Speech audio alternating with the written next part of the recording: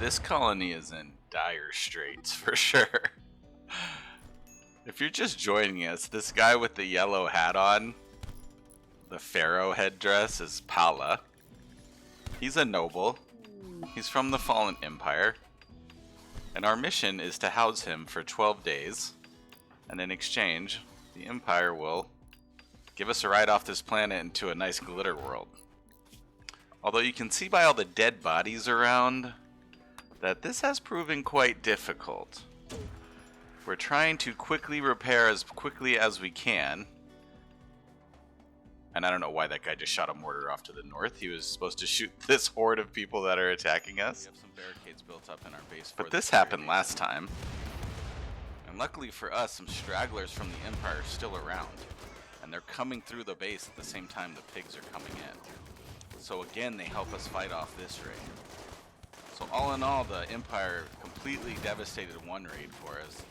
And kind of helped us also with about half of this pig raid.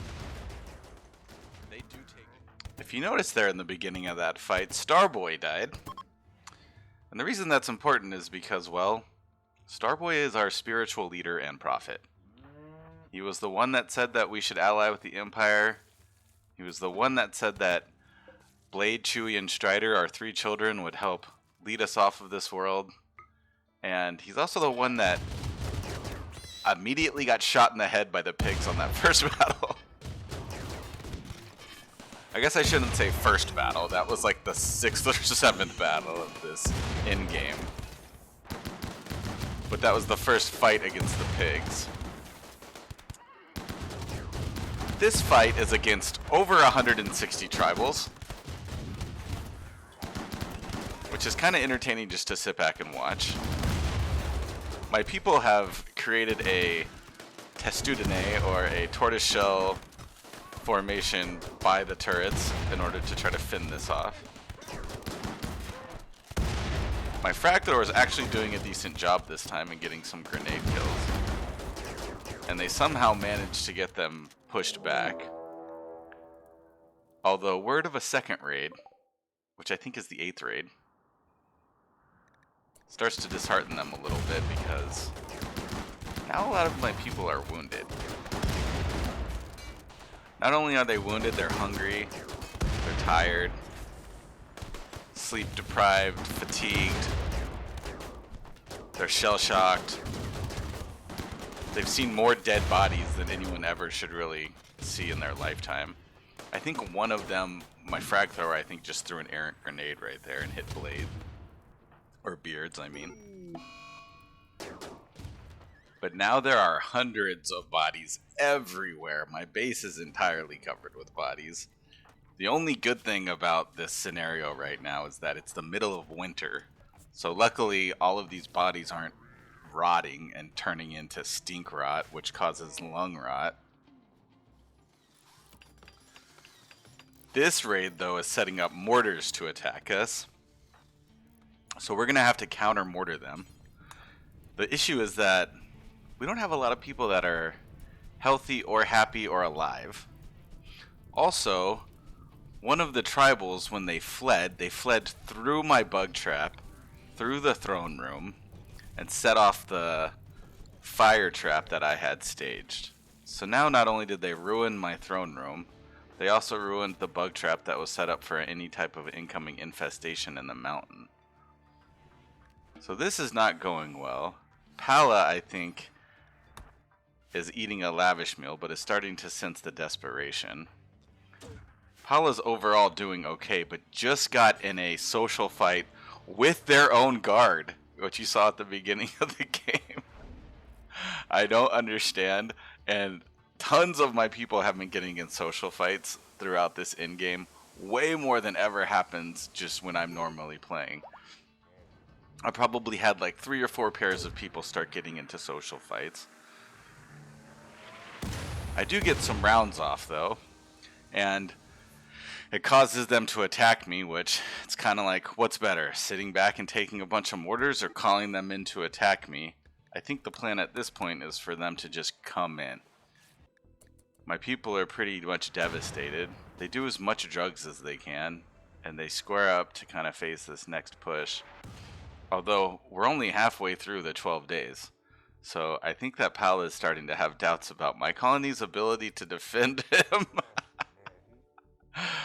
But this fight, we're going to need Pelagos to come over here and actually help us. Because my people are not doing well. And this raid has a lot of gear, a lot of armor, and they're pretty well set up to help kill us. So Pala starts having doubts about my colony's abilities, and in his desperation finds a discontinuity in the psychic field and unfolds it.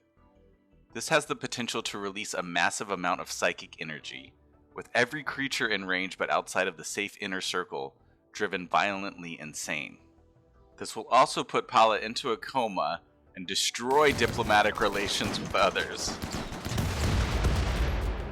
So as he starts to take some bullet rounds and some stray rounds and people start dying, he preps the neuroquake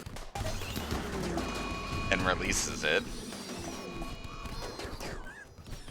And as you can hear, not only are all of the humans attacking each other, all of the animals are attacking each other as well. Even our allies start attacking each other, with Blade fighting one of the Imperial guards. It's complete chaos. There's only a few remaining people, and the ones that are up are fighting each other. Two of my last surviving colonists decide to execute Pelagos for releasing the neuroquake, which totally ruins the quest and defeats our relations with the Empire.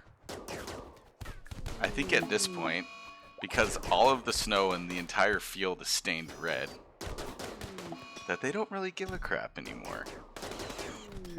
Wait a second. You guys didn't think this colony was actually going to get off of this planet, did you? All hope is not lost, though.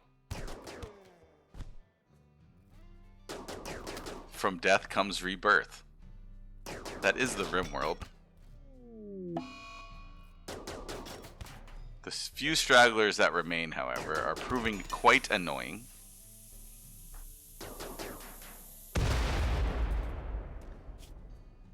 With pretty much everyone succumbing to their wounds and then not lasting long either after being wounded because they're out in the cold. But Kai is still alive. He's one of the last remaining 5 people that started this colony in the beginning. He gave birth to Kybrix, who's now dead, and little bro KB. His wife died. He was a friend and best friends, really, with Starboy, who was essentially his brother. But he's a good doctor, and he's going to try his best to save Strider. This is the colony now, after the blood pact with the Empire. It was definitely paid in blood. Starboy said that Trosma, the baby, who's currently just minding her own business in her crib, was a bad omen. That she was not foreseen and that she brought on this bloodshed. So, take it for what you will, at least one of Starboy's prophecies was correct. But Kai doesn't care about that anymore. What he cares about is putting on some warm clothes, drinking some Psychi tea, and also intermittently snorting some cocaine. Because while everyone is dead in the colony, or most of the people are dead in the colony, that also means that, well, there's a lot of supplies left for him. So I guess he can do all the cocaine he wants and he can eat all the lavish meals that he wants. He can also dig up all the dead bodies he wants because, well, he developed a corpse obsession. Maybe due to the cocaine? Not exactly sure. You'd think he would have dug up his dead wife's body, but he dug up Kitty's body, so maybe he had a thing for her in the past life. Regardless, little bro KB is still alive, and if Kai can snap out of it long enough, he might be able to save his son. So he wanders around in the rec room for a second before passing out in the hospital. amongst all the dead bodies. But does actually recover, because once he passes out, his corpse obsession goes away.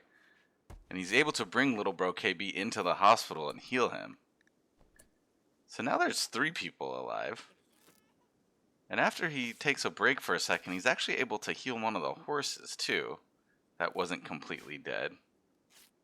And that's important because, well, this place is a little bit cursed and they might be wanting to find their way out of here. So Kai slowly starts rebuilding. He gives little bro KB bandages and gives him blood transfusions as well. There's plenty of blood, and while there's a bunch of dead bodies in the hospital, all the supplies are still there and perfectly fine. One of the Imperial guards actually dropped their plasma sword too. You can see it laying there, which is kind of cool. And it's not biocoded. The Strider has a few infections, and they're creeping up. They're at 80%. But Strider does have a strong immunity, and Kai's using the Glitterworld medicine on him, so he may be able to stop the infection in time. And with a blood transfusion, Strider actually gets up and walks around for a second. And Kai's actually able to heal a second horse. So now they have 2 horses, and if these horses can reach health enough to walk, then they might be able to help transport them out of here. Kai's starting to have dreams of gathering and taking what he can and getting the heck out of Dodge. Right now, though, he needs to get these bodies out of the hospital. Because if they stay in the hospital for too long in the heat, they'll start rotting, and then no one's going to survive that. That stink rot will pollute everyone's lungs, and then it'll be a mess. He also will work on cleaning up the hospital a little bit. Once those basic needs are kind of taken care of, he continues to heal his son. And his, well, let's just call him his nephew. Strider really is part of his family. He raised him since he was a young boy. And Trosma the baby is struggling. Severe malnutrition. That's because the only thing that there is left to feed the baby is insect jelly. And Kai's having some second thoughts about the child. Maybe not necessarily evil thoughts, but what would happen if the baby didn't make it because there's some kind of itchiness, scratchiness in the back of his mind that maybe Trosma caused all this. That's what Starboy said anyways. And, well, look what happened. But if there's one thing that Kai's good at, it's being a doctor. And he keeps feeding his patients and healing his patients and making sure that they have what they need and cleaning up the hospital.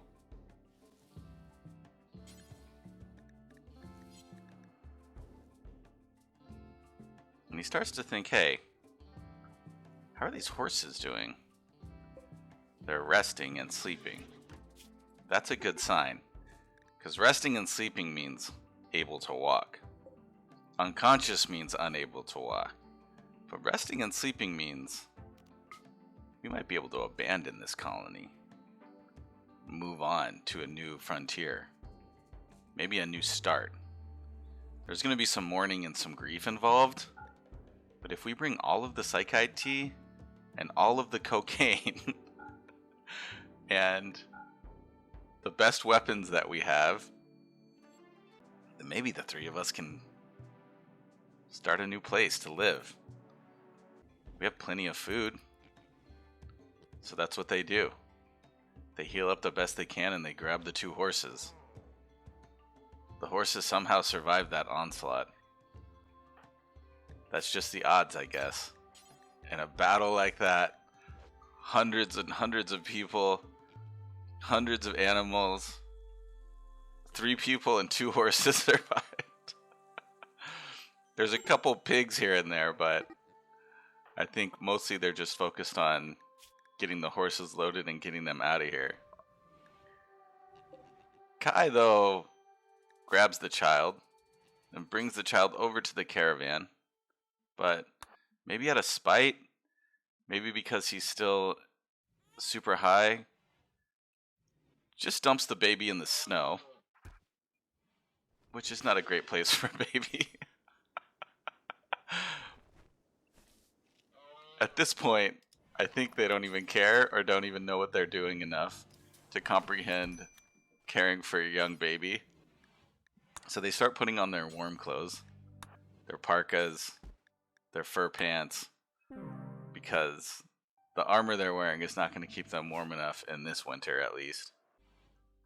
And they start gathering the supplies they need, loading up the horses, and getting them ready to go. It's tough going, though, trying to get the caravan sorted, because they keep intermittently having mental breaks. They keep needing to heal. They keep needing to eat. They keep needing to do drugs. But eventually they do start grabbing the horses, surprisingly.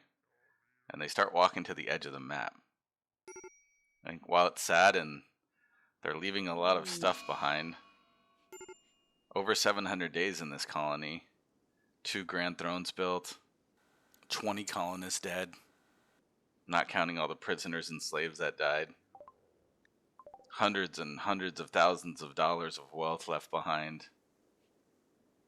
3 men will walk out of here alive. There's been 3 generations of humans that have been born on this map. Unfortunately, though, the baby didn't survive because, well, hypothermia and malnutrition.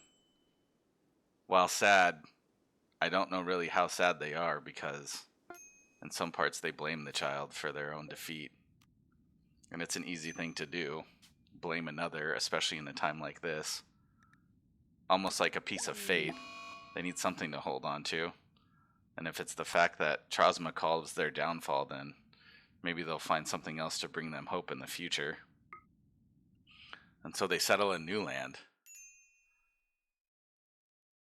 And they brought a lot of stuff with them. They have a ton of food. They have enough cocaine and psychite tea to keep Kai happy, because he's a pretty severe addict. And they also have the skills to rebuild. Their construction skills, their growing skills, their medical skills are all very high. Strider is an excellent melee fighter. And Kai and Little Bro KB are excellent marksmen. So the 3 of them together could put on a pretty formidable force to reckon with. Especially if they weren't to be raided by too heavy of enemies. But they also bring with themselves knowledge. They retain the knowledge that they've researched in the past. And maybe with some time they can find a different way off of this Rimworld. The one good thing about moving to a new place is that there's fresh steel. There's steel deposits all over this map.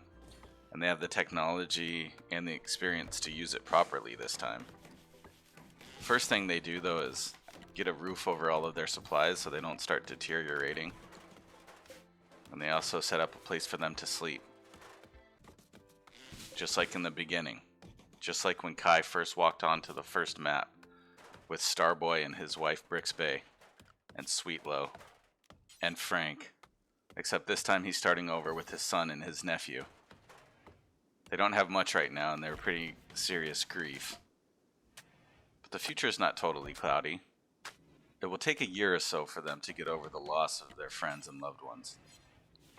But in the meantime, they can slowly rebuild and hope that one day all of the sacrifices that the people that came before them made won't be in vain. And that instead they can use their knowledge and potential to finally lead their sons and daughters and granddaughters and grandsons off of this planet somewhere peaceful, glittery, happy,